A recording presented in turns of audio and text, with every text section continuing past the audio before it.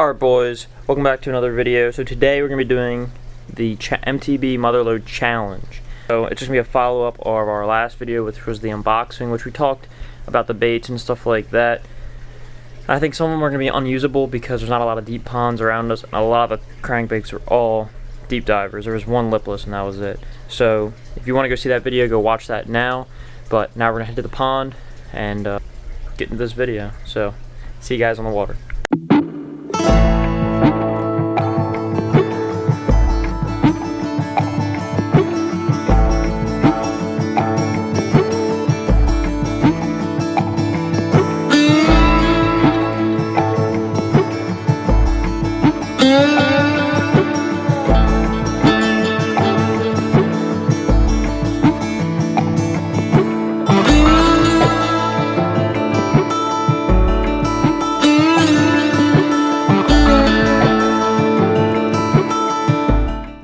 Before we go to the pond, we're going to do a quick roulette spin to pick the baits in the box right there.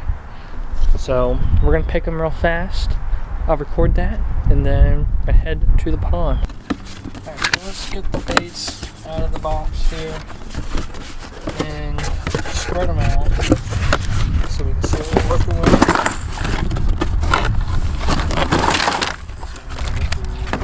Oh, something went flying. Alright, so we got all the bait guide. Like, there's no reason. So, we got a little distracted. So, we got the baits all into the roulette wheel. I didn't put the full names, so I don't feel like typing them all out. But, it's good enough. As you can see, I'm going to spin the wheel for my first pick. And then Cameron's going to go next. Come on, give me the spinner bait, baby.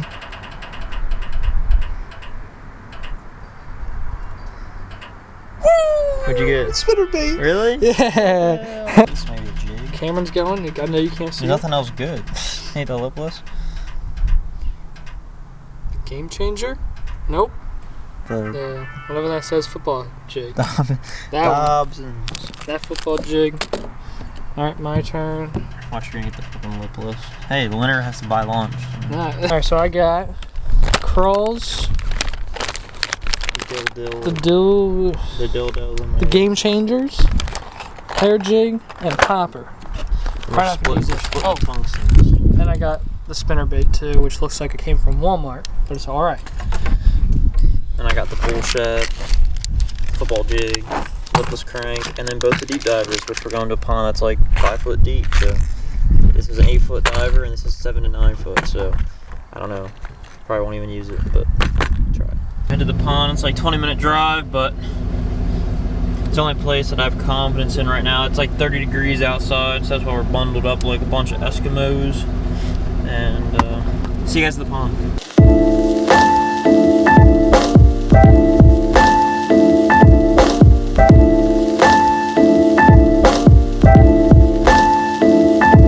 Check. I will say the action on this is actually crazy.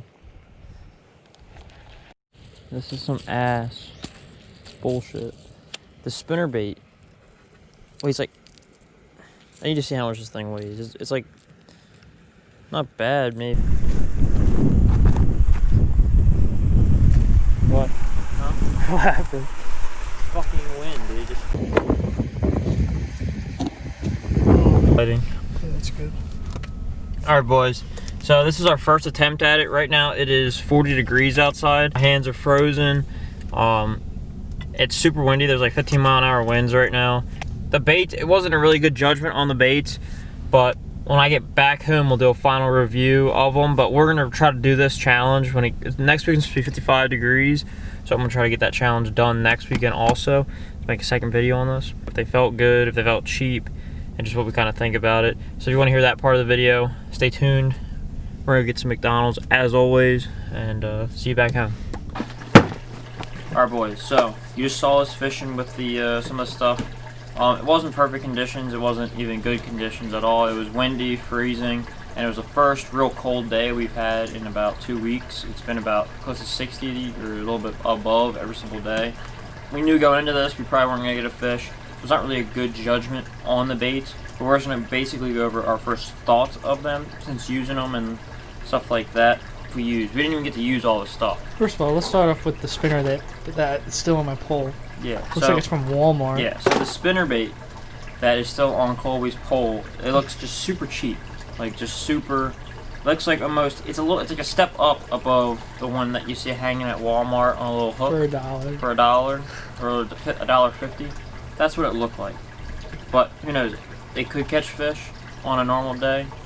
There's Walmart. You used to love the Walmart spinnerbaits. They catch fish for you. But if they're gonna charge a bunch of money for it, it should at least be high quality stuff, or at least feel like it. All right, so the popper, we didn't even get to use that, so that's out of the thing because it was 40 degrees out. So this is what I'm thinking. So this is what I kind of came up with. I think this box, which from the comments, a lot of people agree with me from our last video, that the box literally, it just seems like a bunch of stuff that they weren't selling, and they just threw in, and they're like, you know what, to make it good, let's throw in some Guggen baits too. That's literally all it felt like. And the Guggen, like, you're selling this box in the fall time, towards the middle of winter, or not middle of winter, but the start of winter. Like, unless you're in like Texas or Florida, where are you throwing topwater from? If the bait came out, if this box comes out in, you know, end of fall, beginning of winter, why is there, you know what I mean? It should kind of match so you can actually catch fish on this stuff. We did use this, and it actually it feels really good. It looks good in the water. I can see how some people say it's good for a trailer, but I could almost see this working for like bed fishing in the summer. I could really see that working too, like how when we just cast under a bush or something like that. And I could see this working because how long that tail is, and it sinks pretty slow, so I could definitely see that working. But yeah, it definitely wasn't as bad as a bait as I came off making it seem. The crawls we didn't even use. The lipless crankbait. It's a good lipless crankbait. It has good action and everything, but it's just too heavy for the pond we were fishing today. It literally would just sink to the bottom. You just pull up a bunch of algae. So I had to like keep my rod tip up to try to keep it and from dragging on the bottom. It's a good bait, just not for the pond we were fishing today. The bull shad that had amazing action. Once again, like I could see that bait was like high quality. It felt high quality, looked high quality, and this was actually a good bait that I feel like we catch a fish on in the spring or maybe in the early fall, but we weren't fishing. So we'll definitely be using this in the future on a video if we can't. Next weekend's supposed to be hotter, so we'll try to do the challenge again. But I mean, that I could definitely see us catching a fish on that. Deep divers, like I said, you can just throw these out the window because you can't really use them around here unless you go to like a river. Someone said go to a reservoir, but I don't have any local reservoirs, so I can't really go to reservoirs unless, you know, you want to get charged like, what do you think the fine is for sneaking on a reservoir? Like, maybe a couple thousand? Maybe $1,000, yeah. This jig, haven't used it yet, but again, looks like a good jig, looks like any normal jig. Didn't use deep diver, dives up to 9 or 8 feet. 8 feet. Like we were fishing a pond that might have been 6 feet max in the very middle. This is the shad I was talking about. It actually looks really, really good. It was like super nice in the water. Just very nice action. You just twitch it, it would just sink back up and slowly sink. And it looked almost exactly like a dying shad. Let's see if we won. Like, what if this is the golden ticket? There was one guy that commented it. Huh? We should answer the guy's comment. We're gonna do this real quick. Alright, we're gonna see if we win. So, I'm not saying, like, Mystery Tag Box always has some pretty cool stickers. I think all the subscription boxes have some really, really cool stickers. You bought a $50 box, alright? And when you buy the $25 ones per month, you get, like, a nice sticker. They gave you the most basic, they gave you this sticker.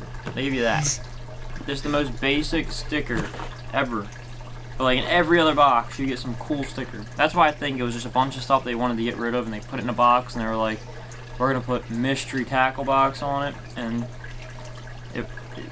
it's literally in a... So stay tuned for next week. We'll retry this whole challenge and see if our opinions on these baits change.